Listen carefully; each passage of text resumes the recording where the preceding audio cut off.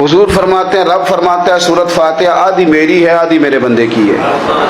جب اس نے کہا الحمدللہ رب العالمین الرحمن الرحیم مالک یوم الدین ایاک نعبد و ایاک نستعین، جب یہاں تک وہ لفظ کہتا ہے تو یہ حصہ میرا تھا۔ اس نے اپنے رب کی تعریف کی، اور جب کہا نا اس نے اہدنا الصراط المستقیم، اب بندے نے التجائیں شروع کر دی۔ اس نے کہا کہ مالک بھی تو ہے، رحمان بھی تو ہے، رحیم بھی تو ہے، عبادت بھی تیری کرتے ہیں تو مدد بھی تو تجھی سے مانگنی ہے نا۔ اب مہربانی فرمانا اہدنا الصراط المستقیم، ہمیں سیدھا راستہ دکھا دے، صراط الذین انعمت علیہم، ان لوگوں کا رستہ دکھانا جن پر تو نے انعام کیا ہے، غیر المغضوب علیہم ولا الضالین، ان کے رستے پہ نہ چلانا جن پر تیرا غضب ہوا، جو گمراہ ہو گئے ان کے رستے۔ تو نماز میں جب ترجمے پر آپ کا غور ہوتا ہے تو آپ کا تو دل خود